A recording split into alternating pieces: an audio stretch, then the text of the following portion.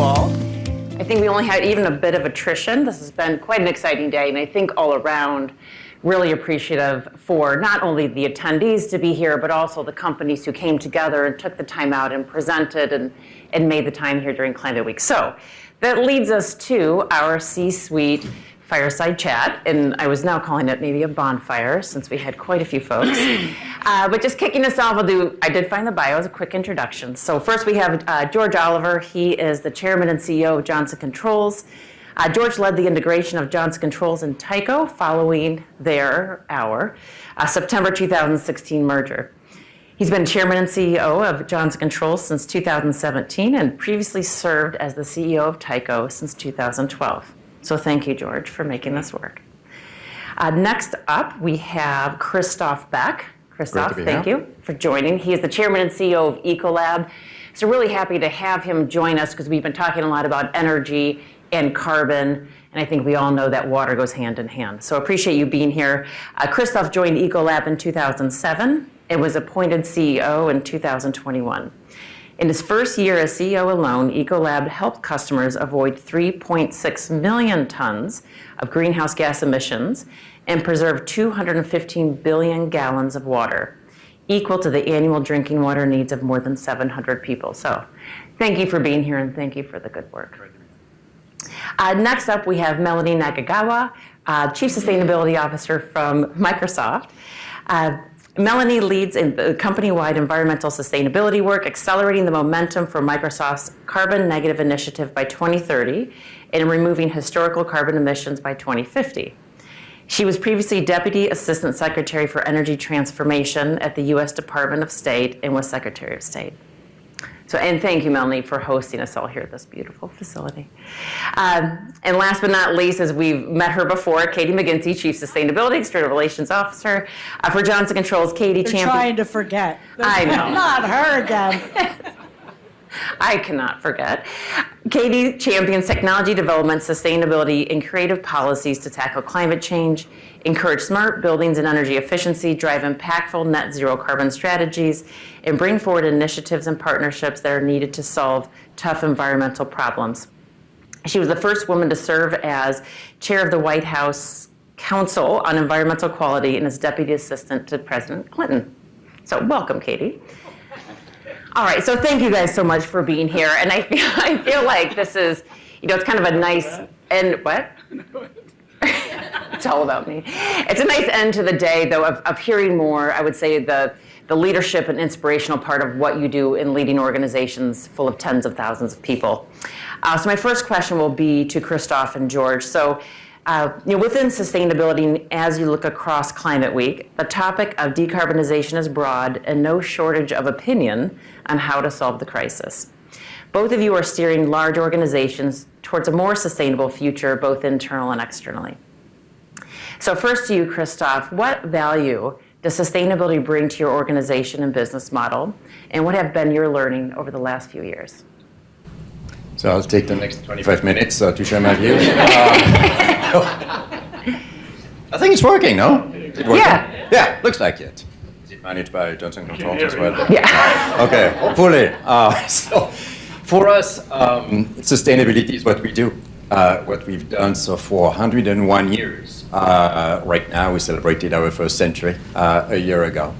And we often call the World Sustainability Company because what we do is to help 1 million customers around the world in 40 industries in 172 countries produce better outcomes, better products while reducing their cost by reducing the impact on the environment, usage of natural resources, energy, water, the waste that you create, and ultimately the cost. So it's always been a very straight transition for us when people are asking us, well, how do you grow and how is sustainability related to what you do? Well, when we grow our impact, we grow as a company, and we've been a fantastic growth story over the years as well. We touch a third of the world's food production, a quarter of the power that's generated as well around the world.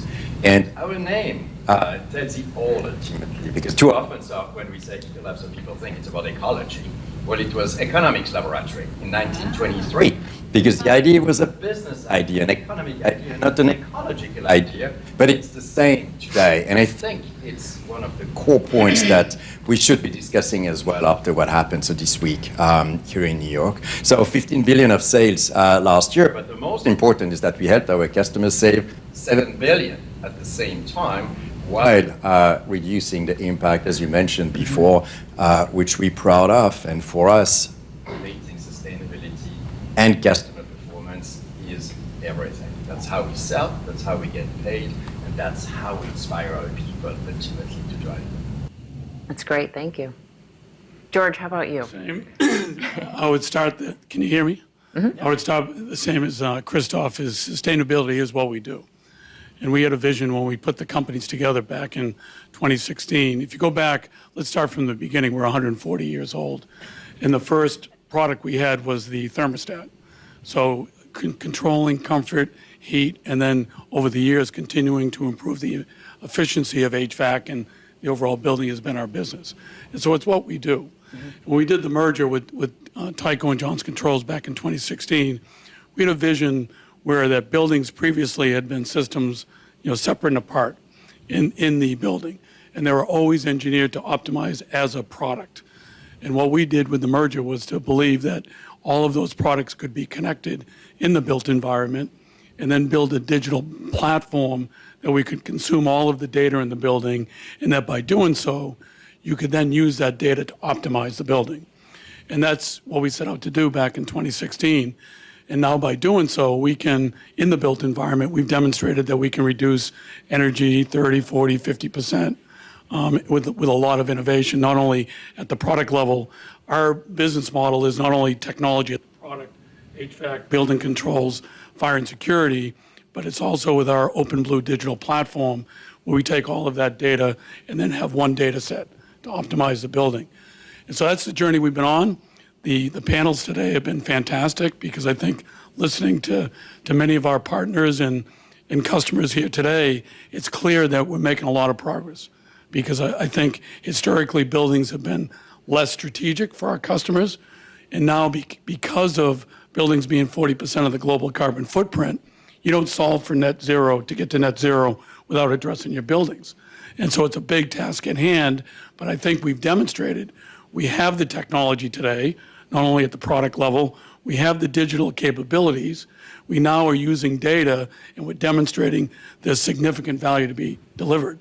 And so similar to you, Christophe, we've delivered significant savings, energy consumption, even water, water conservation, and then overall efficiencies that we provide to our customer.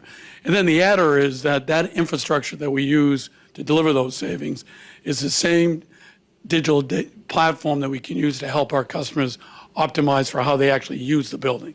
So there's an added benefit, with the occupant. So it's really all about smart, healthy, sustainable buildings are resilient. And at the end of the day, what we do in Johnson Controls is differentiated from all of our competitors, because they look at the pieces, we look at the whole. I think that's great. Thanks, George. And it's interesting you have the businesses for 100 or over 100 years.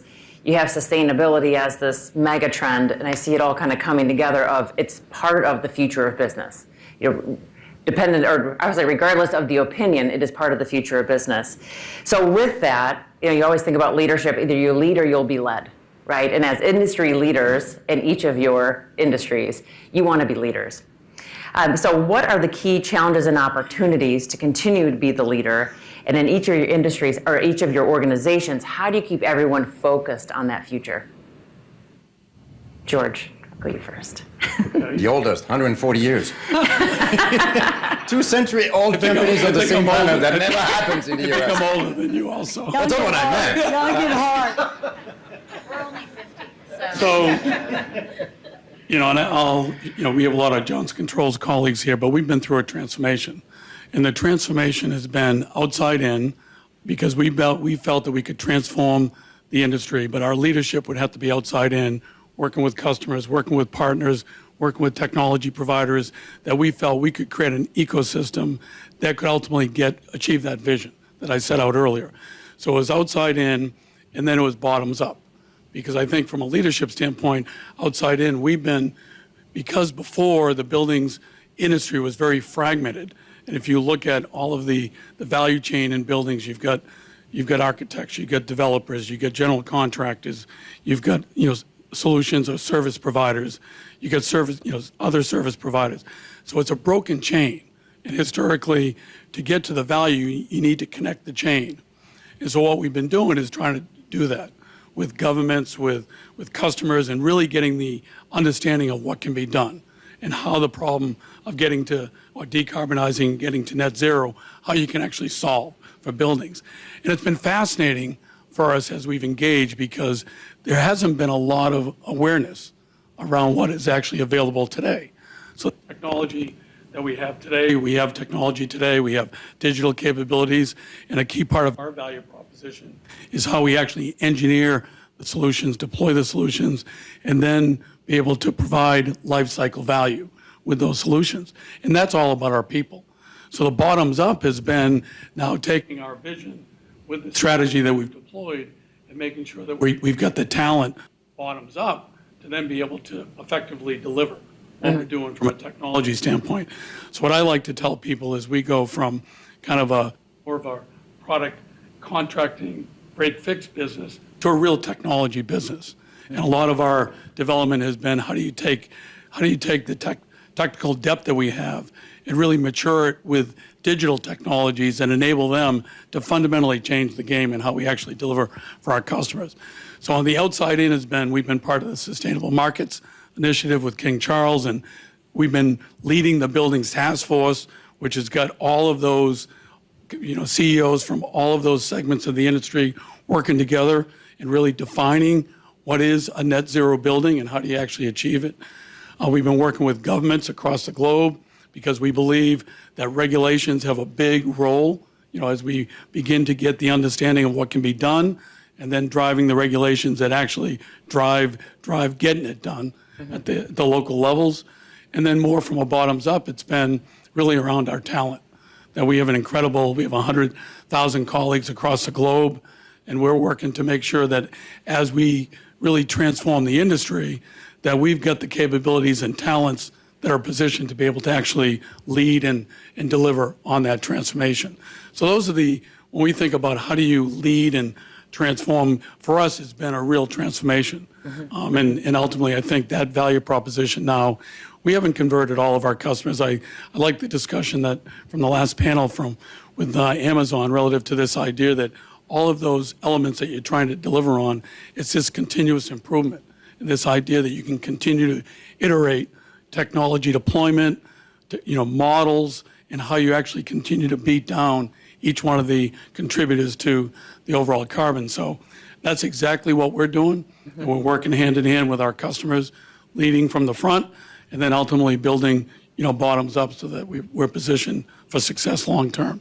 That's great. And I think it speaks to the whole, I'll say, enterprise, not only enterprise engagement, but enterprise enablement. Right, this isn't just a couple people who know the story around climate, but how do you get an organization? Right. So, Christophe, how about you? I'd like to build a little bit on what George said on the inspirational part, because as company leaders, we're in the business of making money, and as I'm sharing with our team. So, if I'm not helping the company make more money, my successor will. And as we know, in corporate America, it goes pretty quick. Mine will too. I guess we're in the same club here.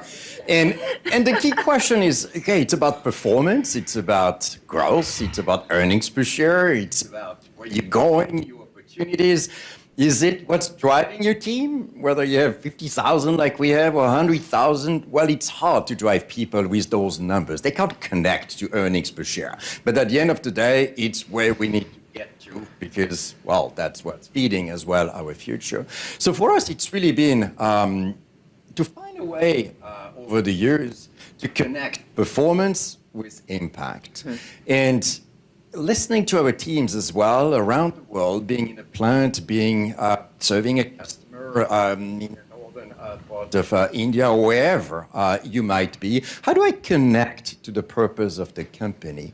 And for us, it's the core driver of growth. And we've clearly said, so, okay, we want to reach our financial commitments, which are pretty high, while protecting 2 billion people from infection and protecting enough water for 1 billion people. And those are the two guideposts that we have. So by 2030, and saying those 2 billion people that we're going to protect, well, this is how we're going to grow.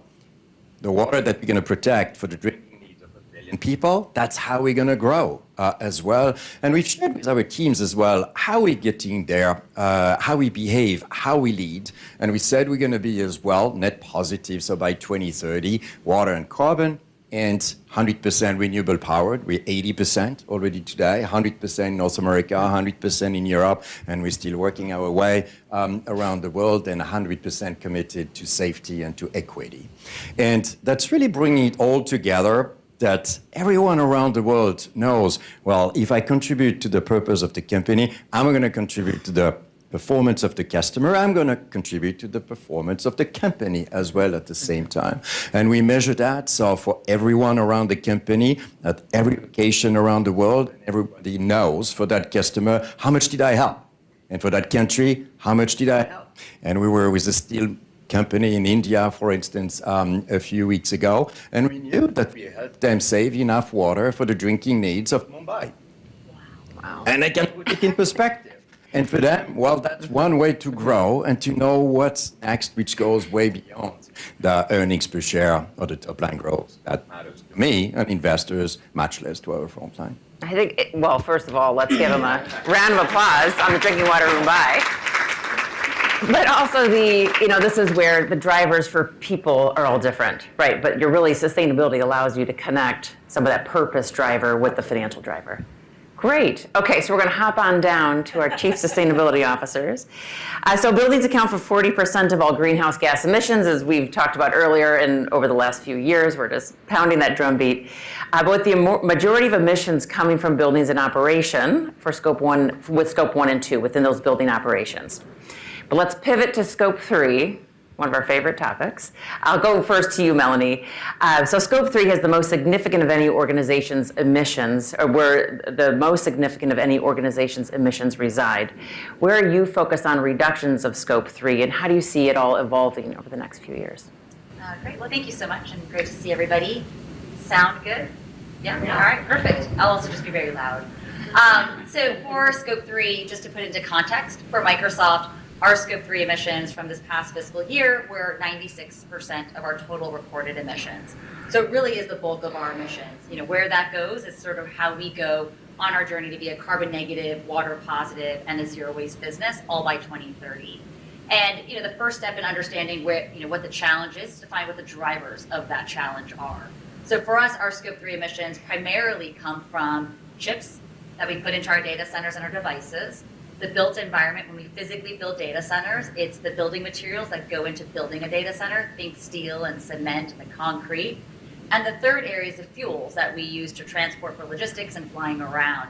And so when we saw what the three drivers were, we then thought, what are the levers we can pull to make reductions happen in each of those areas? Because that's really the journey that we're going to be on as we think about reducing that by over half and removing the remainder, which is part of our goal to get to carbon negativity. So on fuels, the good news there's a lot of good news stories all throughout the week, and so I'll share 3 more good news stories.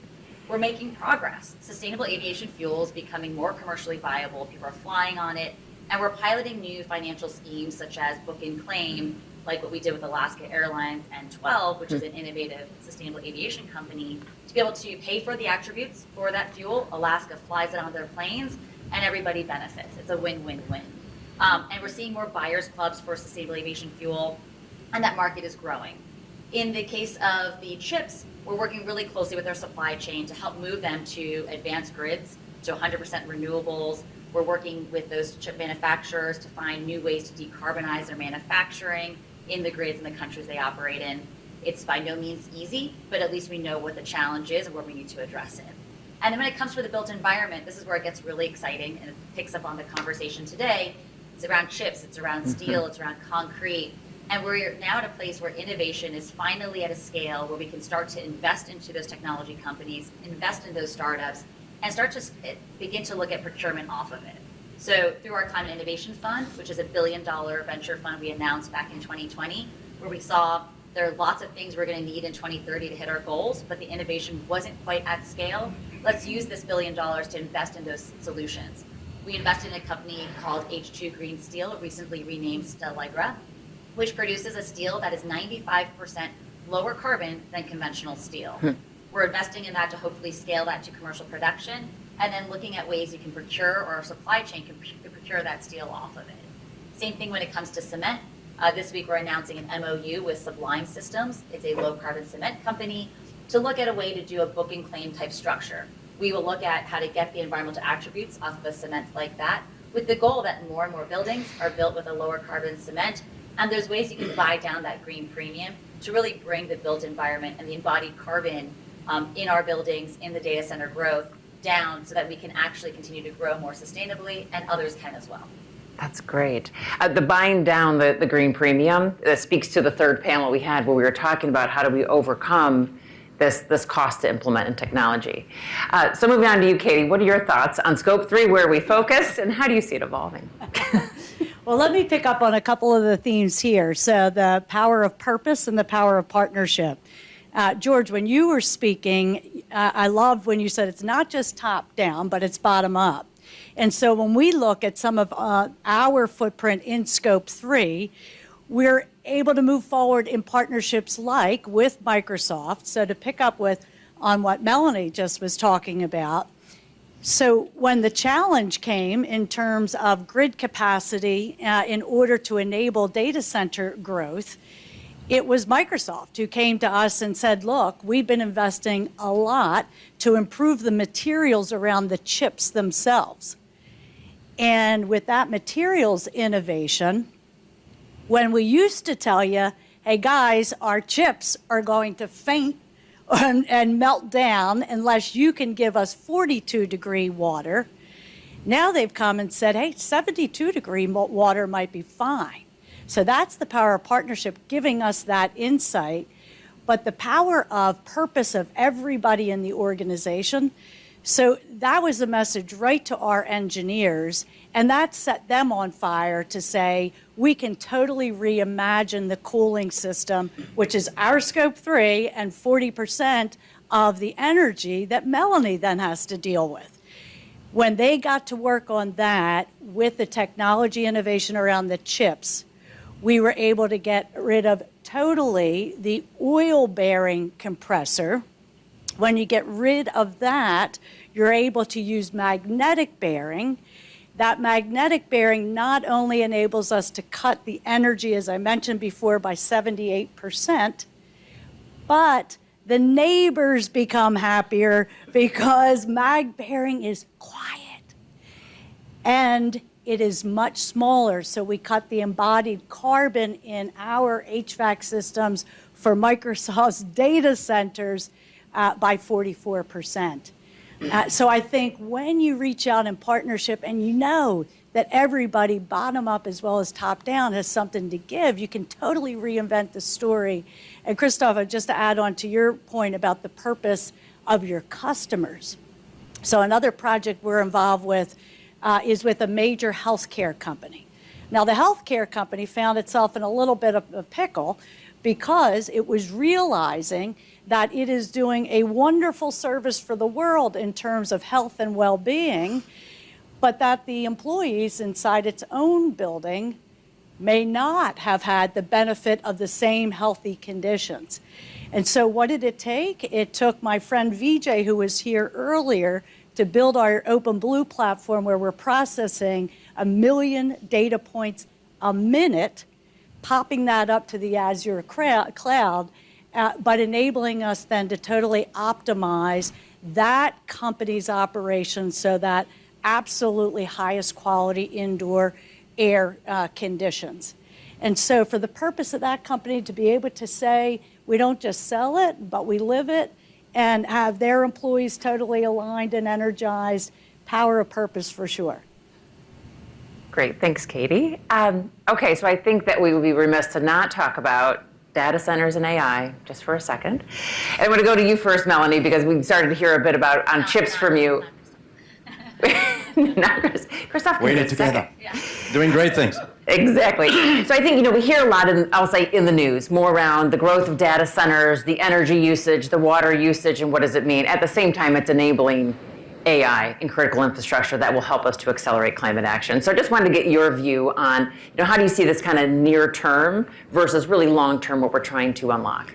Sure, it's a great question. I love the chance to be able to get to explain and talk a little bit more about the details of what's going into our data center builds and really the breadth and depth of our employees across Microsoft and our partners around the world in the supply chain, because think about a baton pass. When she starts to reduce her emissions, her embodied carbon in those chillers, she baton passes to me a lower embodied carbon that I'm reporting, and then back and forth, and then my cloud is a lower embodied carbon to her services as well. So it really is, that partnership piece. It just keeps ping-ponging more and more megatons and gigatons of carbon saved. The more we keep on racing in this way, and the planet benefits.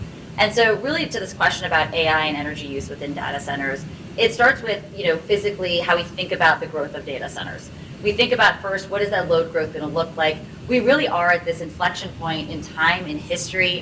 I think we will be talking about the time before and after generative AI. So much of our daily lives will be greatly enhanced from everything from the mundane to the more complex.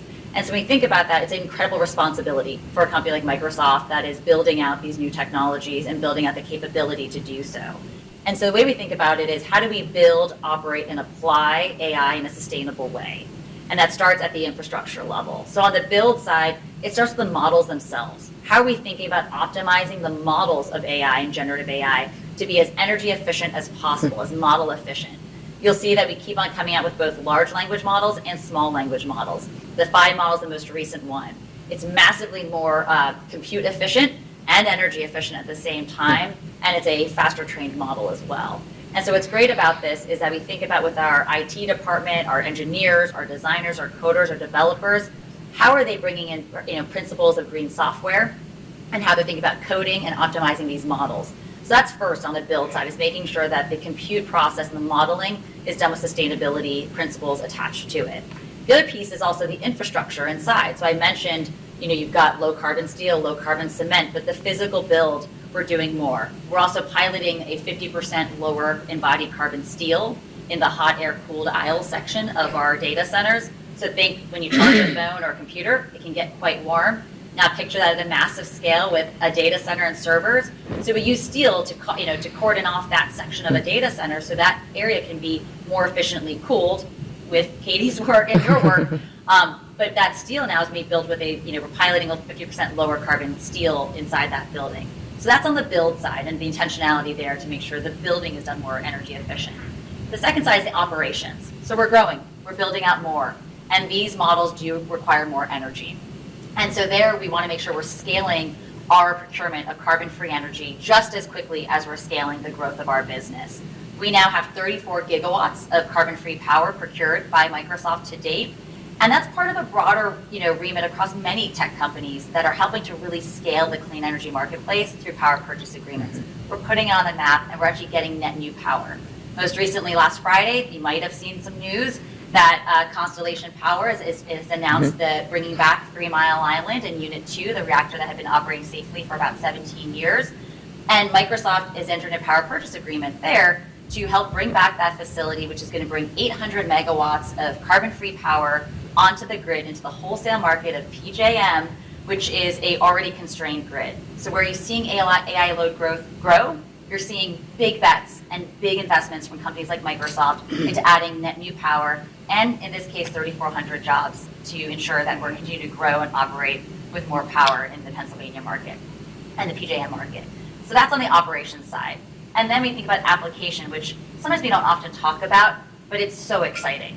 It's exciting because those data centers are being built, they're delivering models that are optimizing energy systems, that are coming up with new material breakthroughs, that are doing things not just futuristic, but today. So a company based in the UK called Line Vision, they're using AI today with UK National Grid to optimize the existing transmission line in the UK.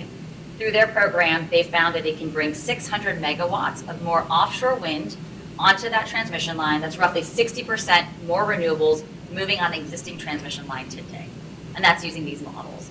So this is an area where it's not just about what models can do or will do, But we've got, probably we started the AI for Earth program in 2017. So we've got several years under our belt with partners around the world applying AI already today with use cases that are optimizing energy systems, predicting weather events, and really helping to bring new energy systems onto the grid. So I say all that because, yes, we know the growth is coming, and I share this to say that we are preparing for this growth, we're readying for this growth, and we're making sure that we build, operate, and fly so that we can do this sustainably. That's amazing. So I guess the 3 Mile Island announcement was just scratching the surface of the readying for the clean power. Anyone else want to weigh in? Christophe? The mic went up. I'd love to. Microsoft is doing a remarkable job. It's a hard thing. It's a fascinating journey, so for sure. It's not a straight line to heaven, to say the least, but we serve most of the cloud companies. Me neither. Hope not. Far away. And maybe adding the water dimension as well, so to that, because the power is something that we can ramp up. Mm-hmm. Water is way harder to ramp up because what we have on the planet is what we have. It's finite. Right. It's local, as we know as well. Carbon is a global value, obviously, here. And when we think about it, I always start a little bit with that picture that if we were to put all the water of the Earth in one bubble, well, that bubble would be 800 miles wide. And if you were to put only the fresh water, lakes, river, what we drink and live with, it would be 36 miles wide. So it's on top of Manhattan. That's the bubble we would have. And when I was talking to the industry minister in India a few weeks back, I said, and by the way, you have only 4% of that bubble for 1.5 billion people in a country that's growing fast and investing in great technologies that need even more water as well. So when we look at the AI perspective, not just data center, it's kind of interesting to look at that because talking to India as well, the water needs by 2030 for the whole AI industry is equivalent to the drinking needs of India. And that's incremental to all the challenges that we thought we would be facing by 2030 as well at the same time. So the work that Microsoft is doing in thinking how do we reduce power, how do we reduce water usage because they're directly related. The more power you use, obviously the more energy you need to dissipate and to cool as well at the same time. They're directly related to something that is truly finite as well. But adding the microprocessors, so the chip production, so with whom we work quite a bit, especially in Korea, not to name that company, as well over there. One fab requires the same amount of water as the needs of 17 million people. They have 7 fabs. They're building 7 new ones as well. Even in a country that has enough water, they're running out of water as well at the same time. So we need to find ways on how do we reuse and recycle water in those fabs. And it's really interesting to be surrounded by engineers, which is, by the way, the case often at Microsoft as well. A lot of engineers, smart people as well over there saying, well, the way we've been thinking about water so far has been you take water, you use water, you dump water, and you hope that nature is going to take care of it. Well, we've come to the end of that process. That's right. We need to start thinking, how do we eliminate the concept of wastewater? And telling to engineers, at least Korean firm as well, they say, well, let's re-engineer the way you produce in ways that do not create any wastewater. You reuse it at every step of the process to produce a chip. And that's changing completely the way it's being operated, and at the same time, it reduces the power that's required as well for it, and it reduces the cost of those chips as well at the same time. So I think that at the end, AI, and we're all convinced here, is going to be a great transformation. It's going to add a lot of value for all of us, obviously. But in the meantime, there's a lot of work that needs to be done, both on the power front and on the water front as well, to make sure that it happens in ways that are doable. And Renee, I would just add to all of that because I think it's just phenomenal what is happening in the space, Microsoft across all of the hyperscalers and colos. And in my almost 43 years, I've never seen the speed that this is working, that this is going through. And it's the speed of innovation. And it's because partners that bring technology and capability coming together to rapidly solve the problem. So already working with Microsoft and others that we're fully engaged, early stage in what the next generation is. And we're looking at how do you develop cooling technologies that you can double the capacity per square foot, because you look at the next generation of data centers, they're going to be smaller footprint. They might be multi-story. And so all of that matters. And so it's fascinating that with the teams that are working on this, the speed of how it's happening. And from month to month and quarter to quarter, things are changing. And I've never seen anything like that as far as the technology, the cycles that have been compressed now through that work. And I think it's a model to what can actually be done across the built environment. That if we're operating similarly, as an industry across the built environment, we'd be achieving similar type results. But because of the demand and the need to solve the problem now, because of the demand for AI, we're getting it done, right, as an ecosystem. So, that would be my observation of what's happening. Well, go ahead. And I think to just add one other piece, which I get really excited about, is because this water issue is so vital and critical, and it's also personally near and dear to my heart, and frankly, all of us who drink water. And one of the things that I've been working really hard at Microsoft is how do we get to water positive, right? We set this commitment to be water positive by 2030, but then it really was, what does that mean? What are the components of it?